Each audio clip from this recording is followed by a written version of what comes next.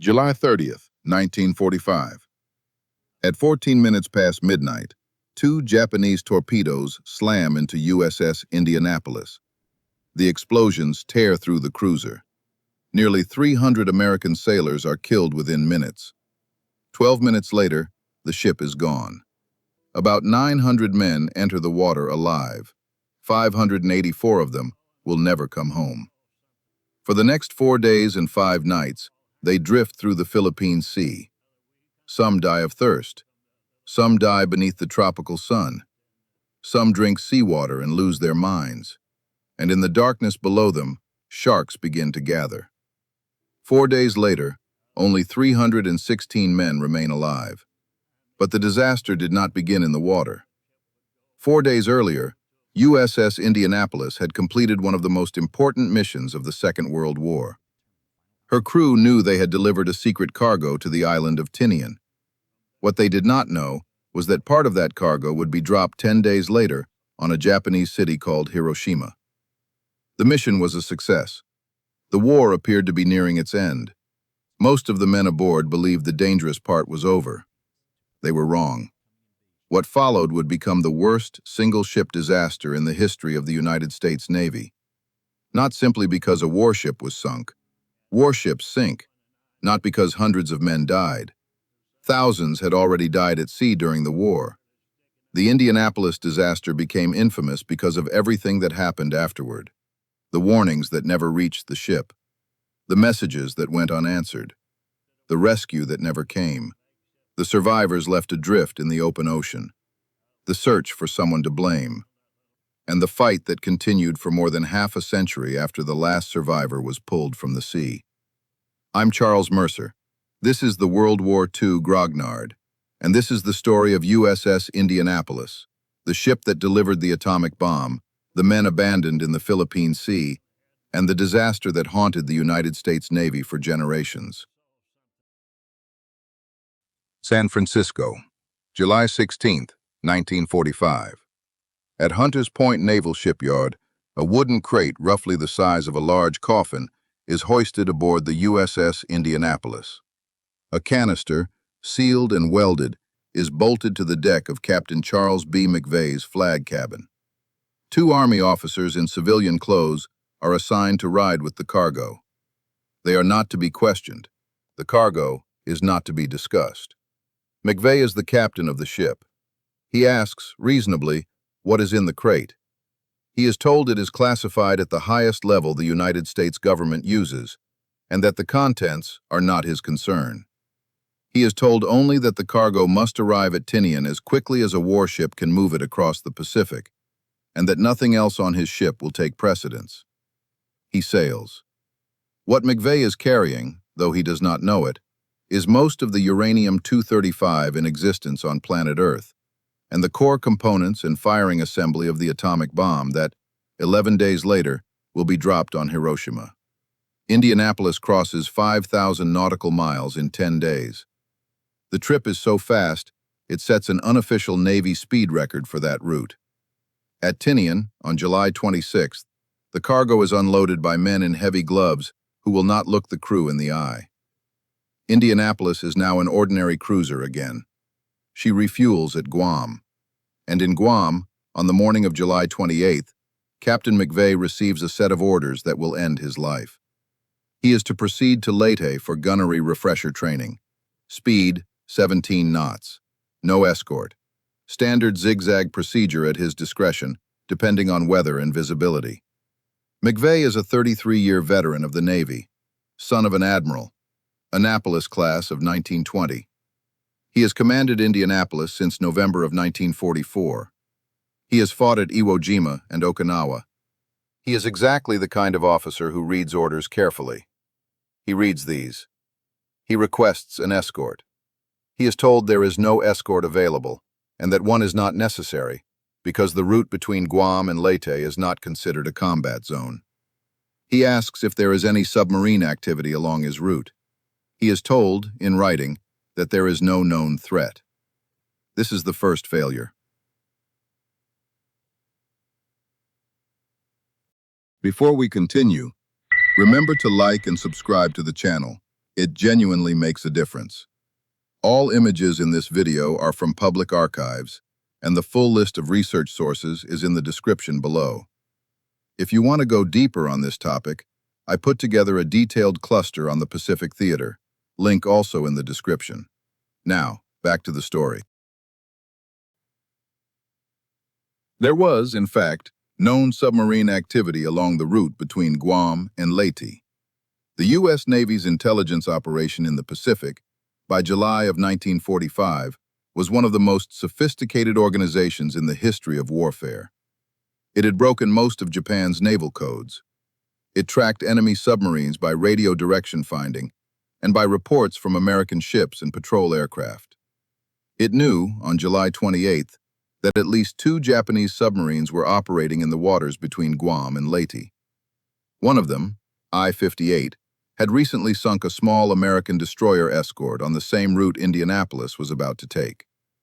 That information was held at routing offices in Guam and Leyte. It was not given to Captain McVeigh. There is debate among historians about why. Some argue the omission was institutional rather than malicious. The routing officers were classifying intelligence on a need-to-know basis, and a single heavy cruiser steaming an established route was, on paper, considered low priority. Others argue that the offices in Guam and Leyte did not communicate the threat to each other, and that each assumed the other had. Lynn Vincent and Sarah Vladeck, whose 2018 book is the most thoroughly documented account of the sinking and its aftermath, conclude that the failure was distributed across multiple desks, and that no single officer can be cleanly blamed. What is not in dispute is this. Captain McVeigh sailed on the morning of July 28th with written assurance that there was no submarine threat along his route, when there was, and when men at desks in Guam knew there was. It is the second failure, and it is the first one that will kill men.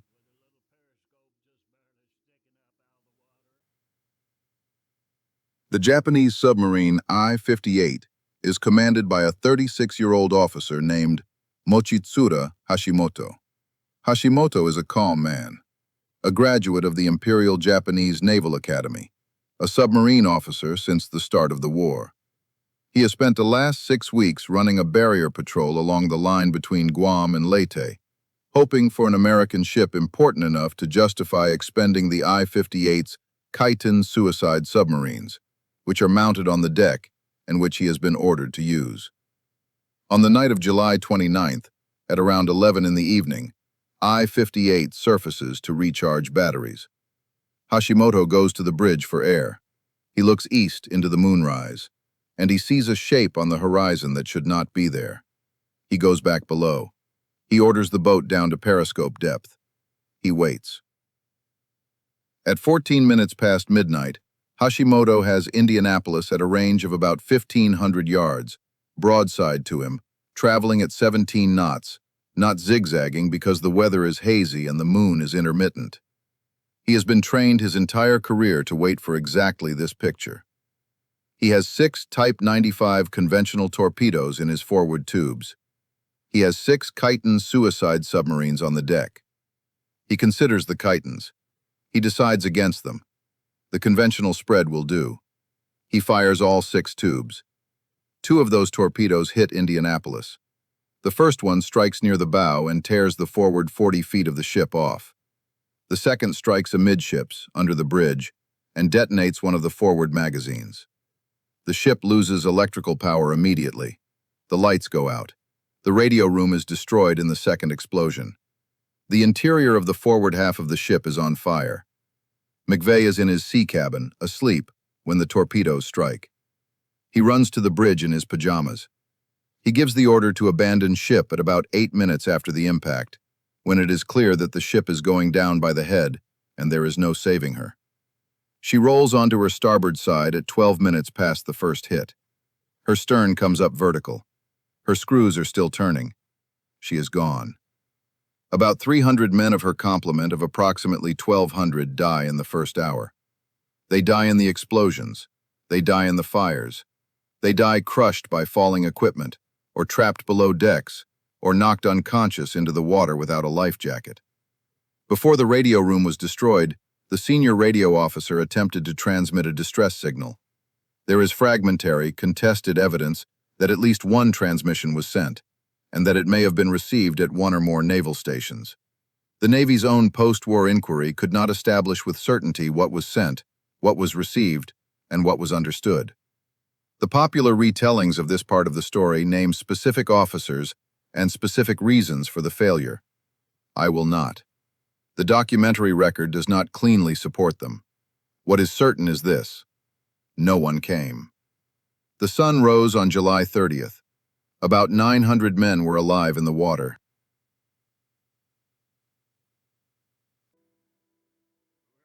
Most of what people who were not there imagine about the next 4 days is wrong. The men were not floating in a single mass. They were scattered over a stretch of ocean about 20 miles long by the third day, in 3 or 4 major groups and dozens of smaller ones. The largest group, of about 400 men, had a few life rafts and many more cork ring life jackets. The second group, of about 300, had almost nothing. They were holding on to each other, or holding on to floating debris in water that was warm in daylight and cold enough at night to kill a man through hypothermia. Some of them still believed rescue aircraft would arrive before sunset. Then the first sunset passed. By the second day, the men had no water. The sun had been up for 14 hours. Their lips and tongues were swelling. The salt in their eyes was beginning to blind them. Some of them had been burned in the engine room before they reached the surface, and the salt water was reopening those wounds.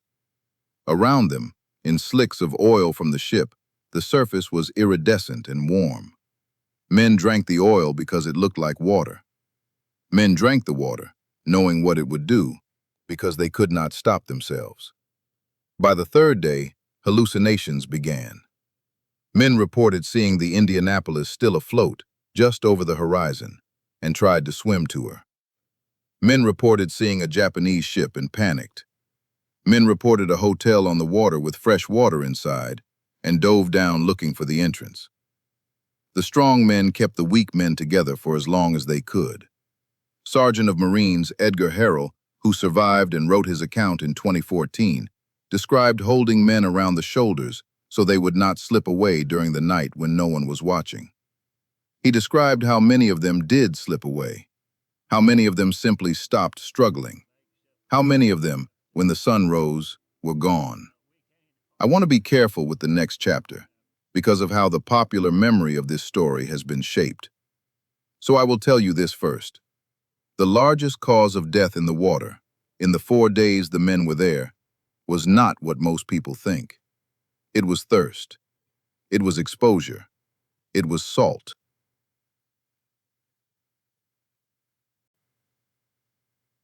There were sharks. The species most commonly identified by survivors, and confirmed by later research, is the oceanic white-tip, Carcharinus longimanus. It is a deep-water pelagic shark, 10 to 12 feet in length when fully grown, with rounded white-tipped fins and an exploratory hunting style. Some tiger sharks may also have been present. The oceanic white-tip is now classified as critically endangered, in part because of post-war overfishing, but in 1945, it was the most common large predatory shark in the open Pacific. The sharks arrived on the second day. The survivors saw them first as moving shapes underneath the men in the water. The first attacks, by most accounts, were on bodies of men who had already died. By the third day, the sharks were striking living men, mostly individuals who had drifted away from a group. The modern Naval History and Heritage Command estimate of men killed by sharks in those 4 days is in the low dozens. Some historians put it higher. None puts it higher than around 100. The folklore version, which became part of American culture because of a monologue in the 1975 film Jaws, is in the hundreds. The reality is bad enough without it being inflated. The sharks became the symbol of what happened to the men of Indianapolis. They were not the primary killer. What the sharks did, more than kill, was terrorize. A man in a life jacket at the end of the third day, watching gray shapes move under his friend 100 feet away, and then watching his friend disappear in a flash of white water, learned something about the world that he carried for the rest of his life. The survivors who lived into their 80s and 90s, interviewed for documentaries and books, almost always returned to the sharks. They did not return to the sharks because the sharks had killed most of them. They returned to the sharks because the sharks were the part you could not forgive yourself for being unable to help. The cinema gave us the monologue of Quint. The reality was, in a way, more silent and more institutionally cruel. Because here is what was happening, while those men were in the water with those sharks. Indianapolis was overdue at Leyte. She had been overdue since the morning of July 31st. Nobody at Leyte noticed. There was a procedure, in 1945, for tracking the arrival of capital ships at major bases.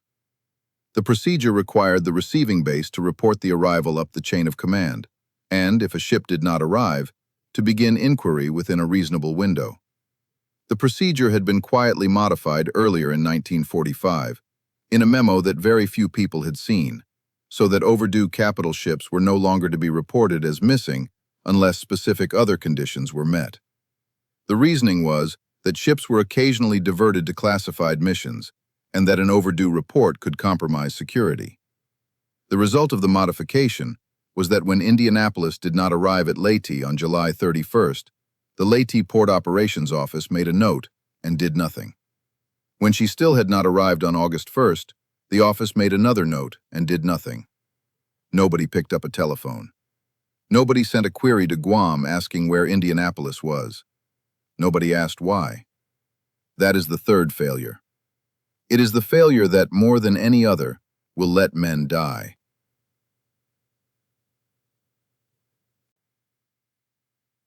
August 2nd, 1945. Morning. The fifth day in the water. A naval patrol bomber, a PV-1 Ventura, is flying a routine anti-submarine patrol out of Peleliu. The aircraft commander is a lieutenant named Wilbur Chuck Gwynn. He is 26 years old. He has been in the Pacific for 9 months. He is not looking for anything in particular. He is doing the same patrol he has done dozens of times. About midday, Gwynn notices that his trailing antenna, which he uses for low-frequency communications, is dragging in a way that suggests the antenna weight has come loose. He decides to take the aircraft down to about 3,000 feet to inspect the antenna from the cockpit. He looks down at the ocean to confirm his altitude, and he sees an oil slick. He follows the slick. After about a mile, he sees what he initially takes to be small, dark objects on the water. He brings the aircraft lower. He realizes that what he is looking at is heads, dozens of heads, then hundreds. He does not know who they are. He does not know what ship they are from. He does not know that they have been there for 4 days. He breaks radio silence and sends a message in the open, repeating it twice. Many men in the water. For the rest of his life, Lieutenant Wilbur Gwynn would say that he found those men because his antenna came loose. If the antenna had stayed in place, he would have continued his patrol at 15,000 feet, and the men below would have been invisible. If he had been looking the other way when he leveled out, he would have missed the slick. The Navy, whose intelligence service had broken Japan's codes, the Navy that ran the largest at-sea logistics operation in human history, the Navy that had built the cruiser those men sailed on, and the patrol bomber that found them, did not find those men on purpose. They were found because a piece of wire fell off a propeller-driven aircraft on a Thursday morning, and because the young man flying it happened to look down at the right square mile of the Philippine Sea. By that evening, ships and aircraft were converging from across the Pacific. PBYs landed in open ocean and pulled men aboard, against orders, knowing they could not take off again, holding station as floating shelters until the surface ships arrived. By the morning of August 3rd, the rescue was underway in earnest. By the afternoon, the destroyers were pulling men out of the water. 316 men were rescued alive. Of the approximately 900 who had survived the sinking itself, more than 500 had died in the water. The rescue would have begun on July 31st, if anyone had noticed that Indianapolis was missing.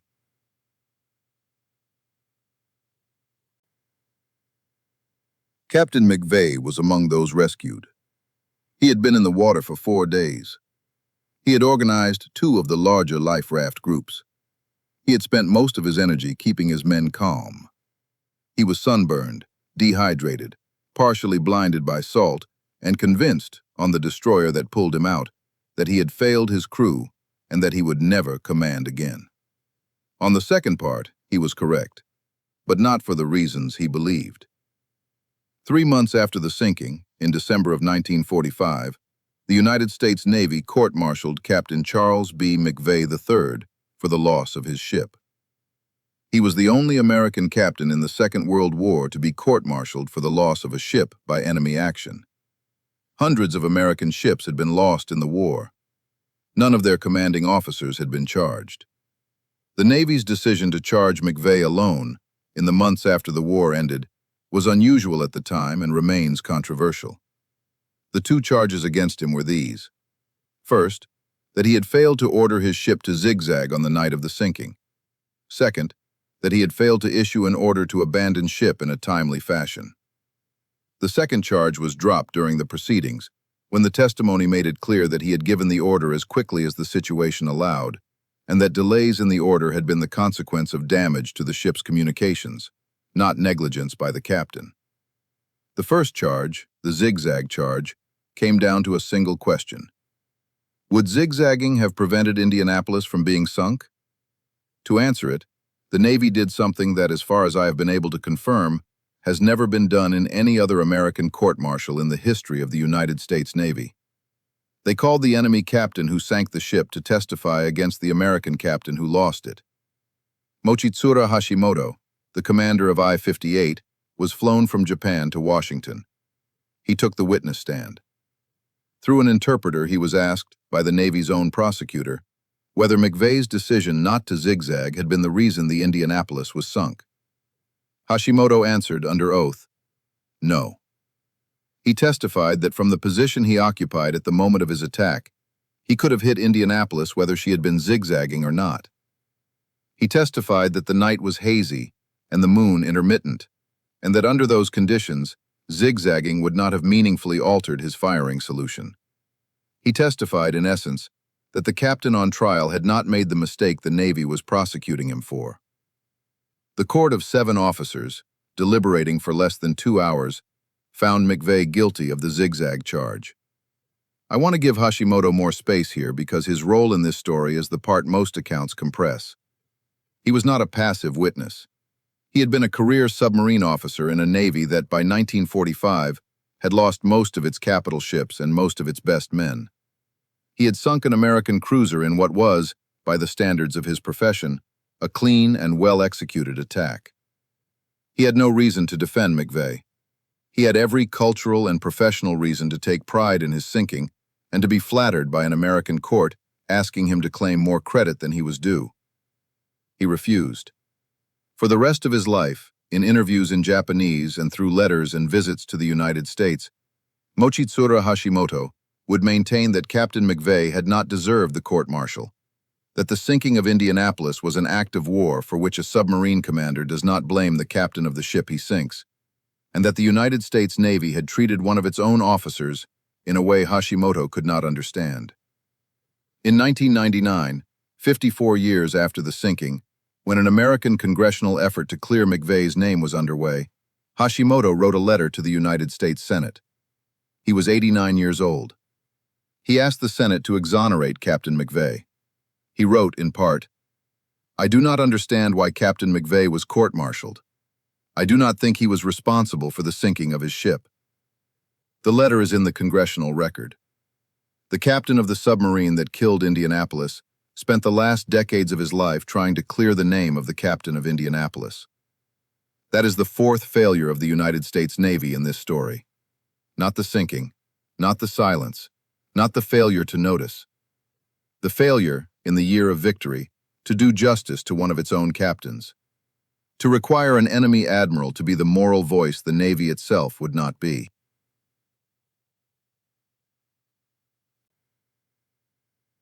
Admiral Chester Nimitz, when McVay's conviction came across his desk, did the most a sitting Pacific Fleet commander could do. He commuted the sentence. He restored McVay to active duty. He saw to it that McVeigh's career, on paper, continued. The record of conviction remained. McVeigh rose to Rear Admiral in the technical hierarchy of the Navy, but was given desk assignments for the rest of his service. He retired in 1949. He moved with his second wife to a comfortable house in Litchfield, Connecticut. He took a job with a small insurance company. He kept his Navy uniform in the closet. He also kept the letters. For 23 years after the sinking, McVeigh received letters at his home from the families of the men who had died on Indianapolis. Some of those letters forgave him. Most of them did not. They told him, in handwriting and on typed pages, that he had killed their sons, their husbands, their fathers, their brothers. They told him this on the anniversary of the sinking, and at Christmas, and on no occasion at all. The letters arrived for decades. McVeigh answered every letter he received. He kept copies of his replies in a filing cabinet.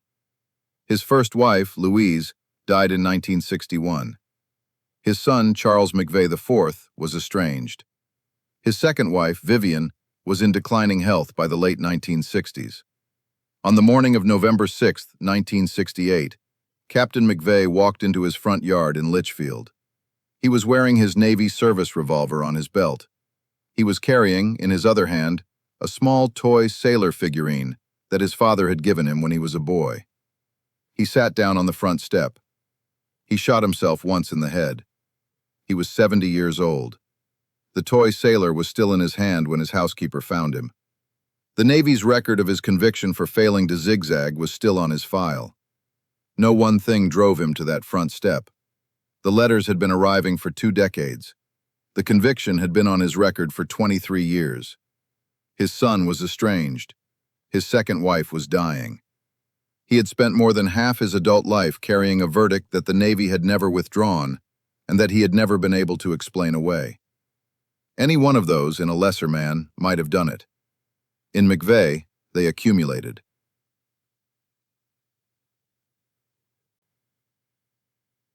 In the autumn of 1996, in Pensacola, Florida, an 11-year-old boy named Hunter Scott watched the film Jaws with his father. When the monologue about Indianapolis ended, the boy's father told him the story was real. Hunter Scott chose Indianapolis as his 6th-grade history project. He interviewed surviving crew members. He requested documents from the National Archives. He read the court-martial transcript. He found in the records the testimony of Mochitsura Hashimoto. He found in the testimony the unambiguous statement that zigzagging would not have saved the ship. He found, attached to the case, no document that explained why the United States Navy had convicted McVeigh after Hashimoto had said what he said. Hunter Scott began to write to his congressman, then to other congressmen, then to senators. He testified at age 12 in a 1999 Senate hearing on the Indianapolis case. The hearing was part of a multi-year congressional effort led by Senator Bob Smith of New Hampshire to exonerate Captain McVeigh.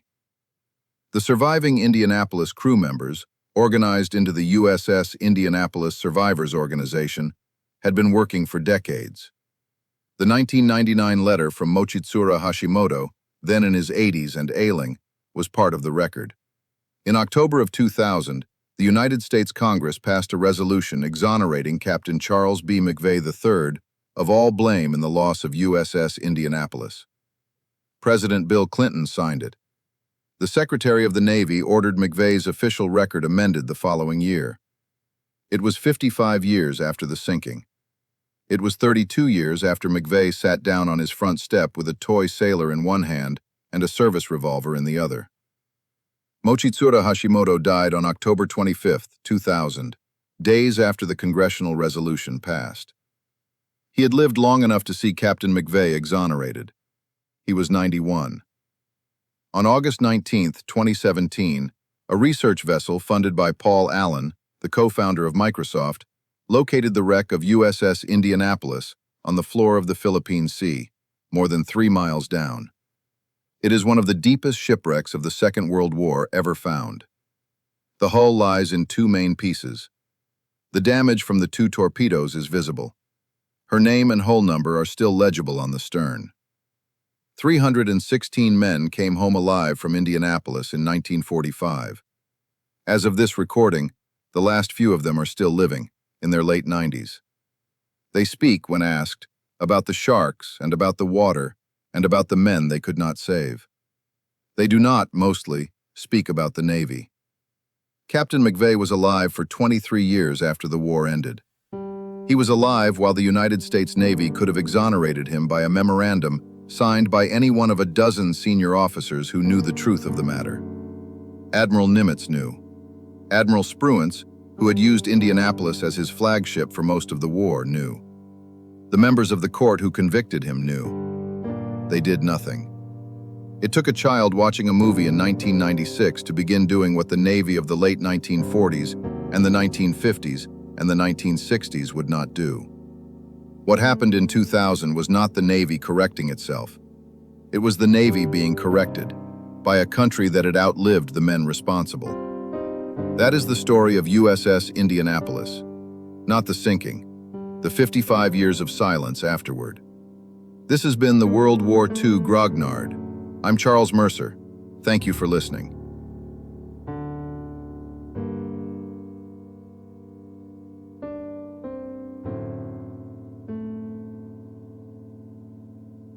The ships are gone. The men are gone. What remains is the logic of the decisions they made. If you'd like to go deeper into the Pacific War, I've put together a companion series that takes this story further. The link is in the description. Thank you for watching. If this is the kind of history you're looking for, subscribe. There's always another story waiting. The next documentary starts right after this one.